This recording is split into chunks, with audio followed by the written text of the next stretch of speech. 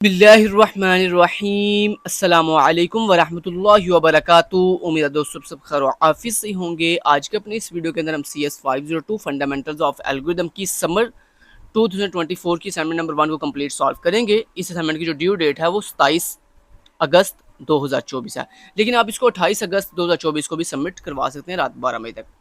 आपने इस असाइनमेंट को जो है वो MS वर्ड के अंदर जो है वो सबमिट करवाना है, मतलब MS वर्ड की फाइल के अंदर ही आपने इसको सॉल्व करना है और उसी MS वर्ड की डॉक या फिर डॉक्स फॉर्मेट की जो फाइल है उसको LMS पे सबमिट कर देना है। यहाँ पे दो क्वेश्चन है। क्वेश्चन नंबर 1 के अंदर आपको एक कोड दिया गया है, आपने इस कोड का step by step running time find करना है और फिर ओवरऑल टाइम कम्प्लेक्सिटी बतानी है। और उसके बाद जो क्वेश्चन नंबर 2 है उसमें बेसिकली आपको f ऑफ n एक फंक्शन दिए गए हैं 5, आपने उनकी एसिम्प्टोटिक ग्रोथ जो है वो फाइंड करके देनी है। अब चलते हैं सोल्यूशन की तरफ, आपको दिखाते हैं इसको कैसे सॉल्व करना है। देखें सबसे पहले हमें एक कोड दिया गया है, ये देखें, ये हमें क्वेश्चन नंबर 1 के अंदर एक कोड है जिसमें सबसे पहले एक लाइन है int n equal to area dot size. अब दोस्तों ये जो लाइन है ये सिर्फ 1 टाइम चलेगी। 1 टाइम क्यों चलेगी? क्योंकि दोस्तों कोई भी लाइन जो है वो अगर किसी भी लूप का पार्ट ना हो तो वो सिर्फ 1 टाइम चलती है, ठीक है। उसके बाद नेक्स्ट है जी आपकी फर्स्ट लूप। ये जो फर्स्ट लूप है दोस्तों ये i इक्वल टू 0 से स्टार्ट करके लेस देन n तक जा रही है। तो अगर दोस्तों आपकी कोई भी लूप 0 से स्टार्ट करके लेस देन तक जाए तो उसका मतलब यही होता है बेसिकली वो जितनी उसकी लिमिट है वहीं तक वो जाएगी। अगर वो 0 से स्टार्ट कर रही है, अगर वो 0 से स्टार्ट कर रही है, जैसे मान लो अगर आपकी n की वैल्यू 5 हो, अगर आपकी n की वैल्यू हो 5 और आप अगर मान लो 0 से लेकर 4 तक जा रहे हो तो इट्स मीन क्या हुआ, मतलब आप 5 टाइम ही चल रहे हो। आप 0 से 4 तक गिन लो, चाहे 0 1 2 3 4 5 बन गया, तो इसका मतलब ये है कि आपकी ये लूप जो है वो n टाइम ही चल रही है। तो लिहाजा यहाँ पे आएगा कि आपकी ये जो लूप है ये n टाइम चल रही है और अंदर जो स्टेटमेंट है वो भी n टाइम चल रहेगी। उसके बाद आपकी जो सेकंड लूप है इसमें दो लूप्स हैं। नेक्स्ट ये जो आपकी नेक्स्ट लूप है ना, एक ये आउटर लूप है, एक इसके अंदर ये इनर लूप है। अब तो ये जो आउटर लूप है ये n टाइम चल रही है और जो आपकी इंटरनल लूप है ये n इंटू n टाइम चल रही है, मतलब n स्क्वायर टाइम चल रही है। n स्क्वायर टाइम क्यों? क्योंकि देखें ये जो लूप है ये अपने लिहाज से n टाइम चलेगी और अपनी आउटर लूप के लिहाज से भी n टाइम चलेगी। मतलब इट्स मीन ये कि जब आपकी ये जो बाहरी वाली लूप है जब ये पहली दफ़ा चलेगी तो आपके अंदर वाली लूप जो है n टाइम चलेगी। फिर उसके बाद अगेन आपकी बाहरी वाली लूप जब दूसरी दफ़ा चलेगी फिर आपके अंदर वाली जो लूप है ये फिर n टाइम चलेगी। तो इसका मतलब फिर क्या हुआ कि मतलब आपकी बाहरी वाली लूप अगर n टाइम चल रही है तो अंदर वाली लूप n स्क्वायर टाइम चल रही है, मतलब डबल चल रही है। इसी तरह सेम एज ये अंदर स्टेटमेंट है ये भी n इंटू n यानी n स्क्वायर टाइम चल रही है। अब इनकी टाइम कम्प्लेक्सिटी लिख लेते हैं। तो ये देखें ओवरऑल टाइम कम्प्लेक्सिटी कितनी हुई? Time complexity of the first loop order of n। Order of n क्यों? क्योंकि देखें यहाँ पे मैंने क्या बताया था आपको, ये जो आपकी ये जो फर्स्ट लूप है ये कितना चल रही है? n टाइम चल रही है। तो लिहाजा इसका फिर टाइम कम्प्लेक्सिटी कितनी होगी? Order of n। और उसके बाद आपकी जो सेकंड नेस्टेड लूप है, मतलब ये वाली जो आपकी सेकंड नेस्टेड लूप है ये कितनी दफ़ा चल रही है? ये आपकी, अच्छा इसमें देखें बड़ी वैल्यू देखते हैं, ये बात याद रखिएगा। आपकी ये जितने भी आपने वो रनिंग टाइम फाइंड किया है, देखें ये जैसे देखें एक इस नेक्स्ट लूप के अंदर एक रनिंग टाइम ये है n टाइम, एक ये n स्क्वायर टाइम, एक ये n स्क्वायर टाइम। अब इसमें से सबसे बड़ी जो वैल्यू ना वो आपने देखनी है। अब दोस्तों इन तीनों में बड़ी वैल्यू है n स्क्वायर टाइम, क्योंकि n छोटा होता है n स्क्वायर बड़ा होता है। तो यहाँ पे हमने बड़ी वैल्यू लिखनी होती है। तो ये देखें हमने यहाँ पे क्या दिया? Order of n square. अब आपने नेक्स्ट क्या करना है?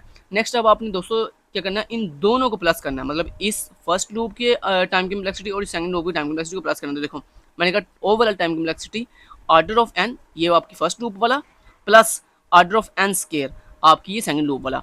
अब इन दोनों को प्लस करने के बाद हमने इसमें जो बड़ी वैल्यू होती है ना उसको बाहर निकाल लेते हैं। तो ये देखें ये ऑर्डर ऑफ n टाइम है, ये order of n square time है, लिहाजा ये बड़ी वैल्यू है। तो ये हमारा फाइनल आंसर आ गया कि हमारी जो दोस्तों जो ये जो पूरा का पूरा कोड है ये आपका कितने दफ़ा चल रहा है? Order of n square time, मतलब इसकी टाइम कम्प्लेक्सिटी कितनी आई है? Order of n square. मतलब इस पूरे कोड को रन होने के लिए order of n square time जो है वो लगेगा। समझ आएगी बात की? चलें तो ये आपका दोस्तों सोल्यूशन था, ये कोड था। इस कोड का ये देखें स्टेप बाय स्टेप भी मैंने आपको टाइम कम्प्लेक्सिटी निकाल के दिखा दी है और ये ओवरऑल ये आपका पूरा सोल्यूशन है। ये देखें यहाँ से लेकर यहाँ तक ये आपका यहाँ तक सोल्यूशन है, ठीक है जी, ये आपका सोल्यूशन है ये। तो फाइनल सोल्यूशन आपका क्या है? ऑर्डर ऑफ n स्क्वायर, ठीक है। ये मैं अब रिमूव कर देता हूँ ताकि आप इजीली लिख सको। ये मैंने आपको समझाने के लिए किया था। ये ले ये आपका ओवरऑल सोल्यूशन है, ये आप इस तरह लिखोगे। थोड़ी चेंजिंग कर सकते हो अपनी मर्जी से, वो कर सकते हो, लेकिन ये सोल्यूशन ऐसे ही रहेगा ऑर्डर ऑफ n स्क्वायर और उसके बाद ऑर्डर ऑफ n स्क्वायर आपका आ गया फाइनल आंसर। उसके बाद दोस्तों नेक्स्ट क्वेश्चन नंबर 2 है। क्वेश्चन नंबर 2 के अंदर बेसिकली आपको ये फंक्शन दिया गया है, आपने इस फंक्शन का एसिम्प्टोटिक ग्रोथ फाइंड करना है। ग्रोथ दोस्तों कहते हैं कि आपके इस फंक्शन के अंदर कौन सी ऐसी वैल्यू है जो सबसे लार्जेस्ट है, सबसे बड़ी है, मतलब जिसका एसिम्प्टोटिक जो ग्रोथ है वो सबसे ज़्यादा है। दोस्तों मुझे ये ज़रा ये बताएं कि आपके इस पूरे फंक्शन के अंदर सबसे बड़ी एन की वैल्यू कौन सी है। तो देखें यहाँ पे एन स्केयर है, फिर लॉग एन है, फिर 5 एन का क्यूब है। तो यहाँ पे देखें एन का क्यूब सबसे बड़ी वैल्यू है। तो यहाँ पे हमने कहा कि इस function F of N function की जो एसिम्प्टोटिक ग्रोथ है वो कितनी है, ऑर्डर ऑफ एन क्यूब।